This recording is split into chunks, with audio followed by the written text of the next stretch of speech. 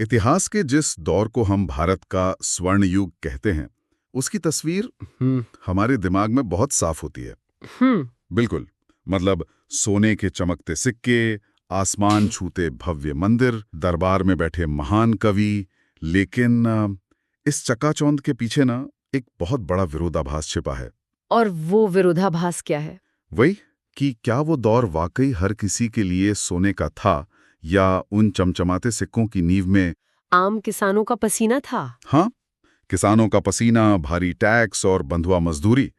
ठीक इसी सवाल से आज हम अपनी इस गहन चर्चा की शुरुआत कर रहे हैं, जो कि बहुत जरूरी सवाल है। बिल्कुल। हमारे पास कुछ बहुत ही विस्तृत स्रोत हैं, ऐतिहासिक दस्तावेज, वास्तुकला और कर प्रणाली के रिकॉर्ड, जो 310 ईस्वी से लेकर 647 ईस्वी तक के कालखंड का विश्लेषण करते हैं। हमारा मिशन है यह समझना कि कैसे गुप्त साम्राज्य जैसी एक छोटी क्षेत्रीय सत्ता दुनिया की सबसे बड़ी शक्तियों में बदल गई, और फिर कैसे वो अंदर से खोखली भी हो गई। बिल्कुल। और अंत में सम्राट हर्षवर्धन के रूप में उस महान युग की एक आखिरी अनुगूंज कैसे सुनाई दी। तो चलिए इसे गहराई से समझते हैं। देखिए, ये समझना इसलिए भी जरूरी है क्योंकि इतिहास केवल राजाओं की जन्म और मृत्यु की सूची नहीं है। सही कहा। जब हम किसी स्वर्ण युग की बात करते हैं तो वो केवल राजकोष में पड़े धन से नहीं आता। ये इस बात पर निर्भर करता है कि एक शासक अपनी अर्थव्यवस्था, अपनी कूटनीति और अपनी प्रशासनिक मशीनरी को कैसे चलाता है। एकदम सही। ये नेतृत्व का एक ऐसा मास्टर क्लास है जो सदियों बाद आज भी उतना ही प्रासंगिक है। तो चलिए इस कहानी के बिल्कुल शुरुआत में चलते हैं। हमारे स्रोतों के अनुसार गुप्त वंश की शुरुआत श्री गुप्त और उनके पुत्र घटोत्कच से होती है। लेकिन दिलचस्प बात यह है कि उस समय ये कोई अखिल भारतीय साम्राज्य नहीं था। इनका प्रभाव बस उत्तर प्रदेश और बिहार के कुछ हिस्सों तक ही सीमित था। हाँ, असली महाशक्ति बनने की जो नींव रखी गई वो चंद्रगुप्त प्रथम के समय में रखी गई। 319 से 334 ईस्वी के बीच, है ना? बिल्कुल। उन्होंने महाराजाधिराज यानी राजाओं के राजा की उपाधि ली और फिर 319-320 ईस्वी में गुप्त संवत की शुरुआत की। लेकिन चंद्रगुप्त प्रथम की सफलता केवल उनकी सेना के दम पर नहीं थी। नहीं, बिल्कुल नहीं। उनकी सबसे बड़ी ताकत थी उनकी कूटनीतिक समझ। लिच्छवी राजकुमारी कुमार देवी के साथ उनका विवाह। हाँ, देखिए, एक उभरते हुए राजवंश को सबसे ज्यादा जरूरत होती है सामाजिक और राजनीतिक वैधता की। लिच्छवी उस समय का सबसे सम्मानित वंश था। अगर हम इसे आज के नजरिए से देखें तो ये किसी बहुत बड़े मेगा कॉर्पोरेट मर्जर की तरह लगता है। अच्छा, वो कैसे? मतलब मान लीजिए एक नई तेजी से उभरती हुई कंपनी है, पैसा बहुत है, महत्वाकांक्षा है, लेकिन बाजार में पुरानी साख नहीं है। समझ रही हूँ। फिर वो कंपनी बाजार की सबसे पुरानी और सम्मानित कंपनी के साथ विलय कर लेती है। रातों रात वह एक ग्लोबल पावर हाउस बन जाती है। बहुत सटीक तुलना है। लिच्छवी राजकुमारी से विवाह ने गुप्तों को ठीक वही साख दी और इसी का जश्न मनाने के लिए उन्होंने पहली बार सोने के सिक्के जारी किए, जिन्हें दिनार कहा जाता था। हाँ, दिनार। और इसी मजबूत नींव पर खड़े होकर उनके बेटे समुद्रगुप्त ने साम्राज्य को एक अजेय महाशक्ति में बदल दिया। समुद्रगुप्त, जिनका शासनकाल 335 से 380 ईस्वी तक रहा, उनके अभियान तो इतने अचूक थे कि वी.ए. स्मिथ ने उन्हें भारत का नेपोलियन तक कह दिया। बिल्कुल।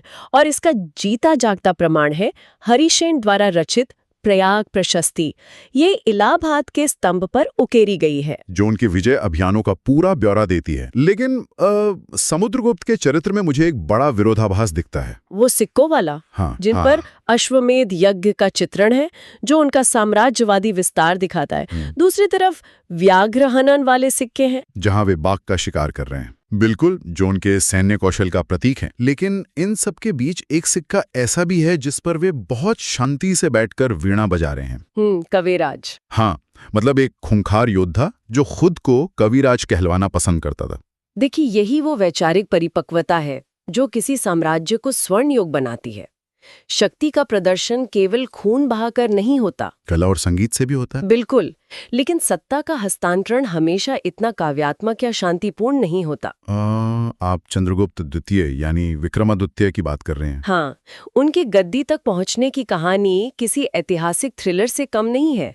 380 ईस्वी के आसपास की बात है। उनके भाई रामगुप्त वाली घटना? हाँ, रामगुप्त अयोग्य था और एक शक आक्रमणकारी का खतरा मंडरा रहा था। तो विक्रमादित्य ने पहले शक शासक को मारा। और फिर अपने ही भाई की हत्या कर दी? बिल्कुल। और फिर अपने भाई की पत्नी ध्रुव देवी से विवाह करके सत्ता संभाली। बाप रे, ये तो बहुत ही खूनी और नाटकीय था। तो लेकिन सत्ता में आने के बाद उन्होंने जो किया वो उनकी रणनीतिक प्रतिभा साबित करता है। शकों को उखाड़ फेंका और पहली बार चांदी के सिक्के जारी किए। लेकिन तलवार से जीते गए युद्धों से कहीं ज्यादा मुझे उनके दक्षिण भारत की नीति ने इम्प्रेस किया। वाकाटक गठबंधन है ना? बिल्कुल। उन्होंने अपनी पुत्री प्रभावती गुप्त का विवाह वाकाटक राजकुमार रुद्रसेन द्वितीय के साथ कर दिया। वाकाटक उस समय दक्षिण की बहुत बड़ी ताकत थे। और मजे की बात देखिए, जब रुद्रसेन द्वितीय की मृत्यु हुई तो प्रभावती ने अपने नाबालिग बेटों की ओर से सत्ता संभाल ली। एकदम सही। मतलब चंद्रगुप्त विक्रमादित्य ने बिना एक भी सैनिक का खून बहाए केवल एक वैवाहिक गठबंधन से दक्षिण भारत पर अप्रत्यक्ष नियंत्रण कर लिया। बिना लड़े इतना बड़ा प्रभाव, ये कूटनीति का बेहतरीन उदाहरण है। और शायद इसी राजनीतिक स्थिरता का नतीजा था कि साम्राज्य बौद्धिक संपदा के चरम पर पहुंच गया। विक्रमादित्य के दरबार के नवरत्न, जिनमें कालिदास का नाम सबसे ऊपर आता है, भारत के शेक्सपियर, अभिज्ञान शाकुंतलम और मेघदूत जैसी रचनाएं, और उसी दौर में शूद्रक ने मृच्छकटिका भी लिखी। चारुदत्त और वसंत सेना की कहानी, ये सब इतना समृद्ध था कि चीनी यात्री फाहियान भी अपनी किताब में भारत की संपन्नता को देखकर हैरान रह गया था। और ये समृद्धि केवल साहित्य तक नहीं थी, वास्तुकला और विज्ञान में भी चमत्कार हो रहे थे। महरौली का लौह स्तंभ, बिल्कुल, 1600 सालों से खुले आसमान के नीचे खड़ा है, लेकिन आज तक जंग नहीं लगी। ये तो आज के धातु विज्ञान यानी मेटलर्जी के लिए भी एक रहस्य है। और मंदिरों की बात करें तो झांसी का दशावतार मंदिर, जो पंचायतन शैली में बना है। हाँ, श्रोताओं की जानकारी के लिए बता दूं, इसमें एक मुख्य मंदिर बीच में होता है और चारों कोनों पर 4 छोटे मंदिर होते हैं। और कानफिर का भीतरगांव मंदिर, जो ईंटों से बना सबसे पुराना जीवित मंदिर है। मध्य प्रदेश के उदयगिरी की वराह मूर्ति भी तो है। निर्माण कार्य अपने चरम पर था, लेकिन यहीं पर मेरा वो सवाल वापस आता है। कौन सा? वही कि क्या ये वाकई स्वर्णयुग था? देखिए, इतने भव्य मंदिर, सोने चांदी के सिक्के, विशाल सेना, ये सब मुफ्त में तो नहीं आता। बिल्कुल नहीं। इसके लिए बहुत कसा हुआ प्रशासनिक तंत्र चाहिए। गुप्तों ने विकेंद्रीकृत प्रशासन अपनाया था। हाँ, स्रोतों में इसका पूरा ढांचा है।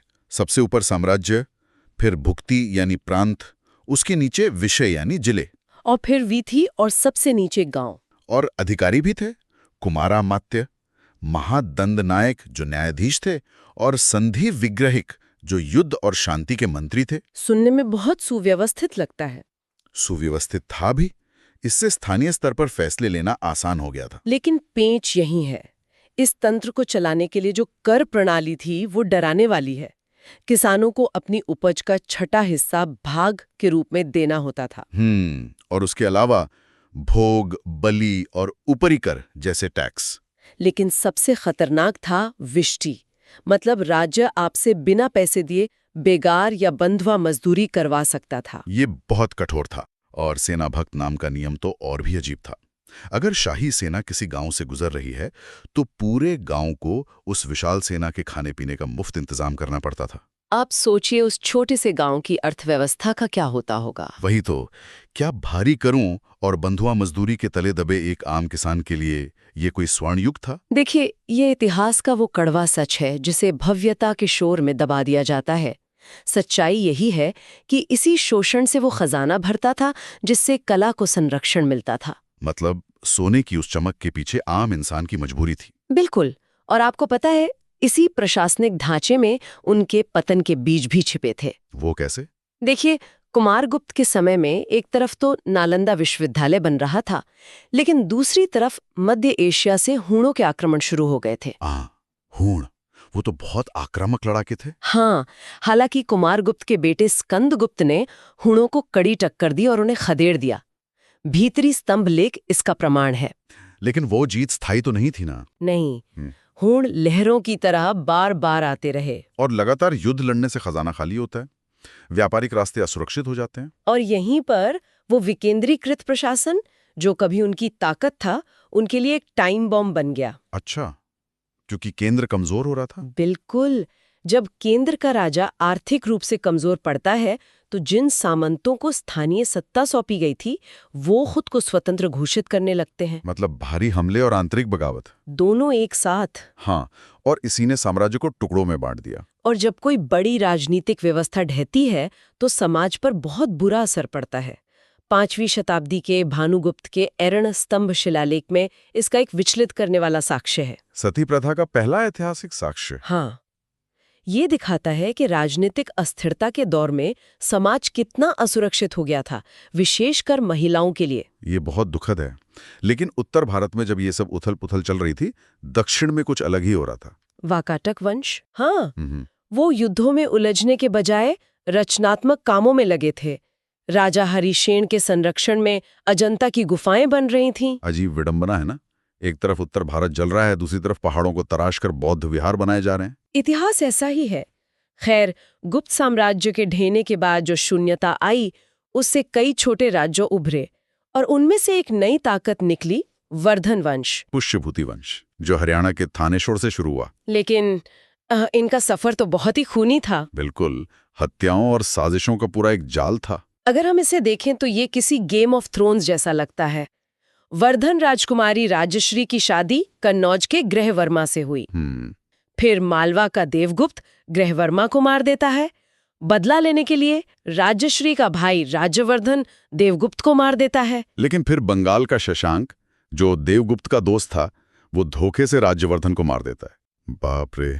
थानेश्वर, कन्नौज, मालवा और बंगाल, ये सत्ता का भयानक खूनी खेल था। और इसी भारी संकट के बीच 606 ईस्वी में गद्दी पर बैठते हैं हर्षवर्धन। और गद्दी पर बैठते ही वो सबसे बड़ा रणनीतिक फैसला लेते हैं। अपनी राजधानी को थानेश्वर से कन्नौज ले जाते हैं। ये केवल भूगोल का बदलाव तो नहीं था। बिल्कुल नहीं। इसका सीधा मतलब था कि सत्ता का गुरुत्वाकर्षण अब पाटलिपुत्र से खिसककर मध्य भारत की ओर आ गया था। कन्नौज अब नया पावर सेंटर था। और हर्ष के सैन्य अभियान भी बहुत तेज थे। उन्होंने वल्लभी के शासक को हराया। उन्हें सकलोत्तर पथनाथ कहा गया, यानी संपूर्ण उत्तर भारत का स्वामी। लेकिन उनका ये विजय रथ दक्षिण में जाकर रुक गया, नर्मदा नदी के तट पर। हाँ, शक्तिशाली चालुक्य शासक पुलकेशिन द्वितीय ने उन्हें बुरी तरह हरा दिया। लेकिन मुझे हर्ष के व्यक्तित्व में सबसे खास बात ये लगती है कि वो केवल एक योद्धा नहीं थे, वो पूरी तरह से एक रेनेसा मैन थे। साहित्य के बड़े संरक्षक। खुद उन्होंने रत्नावली, नागानंद और प्रियदर्शिका जैसे 3 संस्कृत नाटक लिखे। और उनके दरबार में बाणभट्ट थे, जिन्होंने हर्षचरित और कादंबरी लिखी। और उनका धार्मिक दृष्टिकोण भी बहुत दिलचस्प था। शिव के उपासक थे, लेकिन महायान बौद्ध धर्म को बहुत संरक्षण दिया। चीनी यात्री हुएनसांग उन्हीं के समय तो आया था। हर्ष ने उसके सम्मान में कन्नौज में एक विशाल सभा की थी। और प्रयाग में भी तो हर 5 साल में एक सभा होती थी ना। हाँ, जिसे आज के कुंभ मेले की उत्पत्ति माना जाता है। राजा वहां अपना सारा धन दान कर देता था। हुएनसांग के वृत्तांत से हमें नालंदा और उस समय के प्रशासन के बारे में बहुत कुछ पता चलता है। अब चूंकि हमने गुप्त और हर्ष दोनों कालों पर बात कर ली है, तो एक तुलना करना बनता है। बिल्कुल। अगर हम दोनों युगों को देखें तो बड़े बदलाव साफ नजर आते हैं। पहला तो सत्ता का केंद्र पूर्व से पश्चिम आ गया, पाटलिपुत्र से कन्नौज। धर्म में भी बदलाव आया, हिंदू धर्म के चरम से लेकर हर्ष के समय बौद्ध धर्म के संरक्षण तक। और अर्थव्यवस्था, मुझे लगता है सबसे बड़ा असर वहीं पड़ा। गुप्त काल की शुरुआत भारी स्वर्ण सिक्कों से हुई थी। लेकिन हर्ष के समय तक वो सिक्के बाजार से गायब होने लगे थे। व्यापार गिर चुका था और अधिकारियों को नकद वेतन की जगह जमीनें दी जाने लगी थीं, जिसने सामंतवाद या फ्यूडलिज्म की जड़ें मजबूत कर दी। हर्ष का शासन गुप्तों के उस स्वर्ण युग की अंतिम अनुगूंज थी। और 647 ईस्वी में हर्ष की मृत्यु के साथ वो मजबूत केंद्र भी टूट गया। उत्तर भारत छोटे छोटे राजपूत राज्यों में बंट गया। एक युग का अंत हो गया। तो कुल मिलाकर सोने के सिक्कों की खनक से शुरू हुई कहानी सामंतवाद की खामोशी पर खत्म होती है। महान साम्राज्य वैवाहिक गठबंधनों और अर्थव्यवस्था से बनते हैं, और प्रशासनिक विकेंद्रीकरण की खामियों और बाहरी आक्रमणों से टूट जाते हैं। बिल्कुल। लेकिन जाते जाते एक बहुत ही गहरा सवाल उठता है जिस पर श्रोताओं तो विचार करना चाहिए। वो क्या? जब भी कोई विशाल साम्राज्य टूटकर छोटे राज्यों में बंट जाता है तो हम उसे पतन या अंधकार युग कह देते हैं। अक्सर ऐसा ही पढ़ाया जाता है। लेकिन क्या ये संभव है कि विशाल साम्राज्यों के टूटने से ही स्थानीय कला, क्षेत्रीय भाषाओं और नई पहचानों को पनपने का मौका मिलता है? सोचने वाली बात है। क्या राजनीतिक विखंडन हमेशा बुरा होता है, या यह नई संस्कृतियों के जन्म की शुरुआत है? जब एक बड़ी इमारत गिरती है तो क्या उसके मलबे से कई नए घर नहीं बनते? ये तो इतिहास को देखने का पूरा नजरिया ही बदल देता है। बिल्कुल। और इसी विचार के साथ हम आज की इस गहन चर्चा को यहीं विराम देते हैं। हमारे साथ जुड़ने के लिए बहुत बहुत धन्यवाद।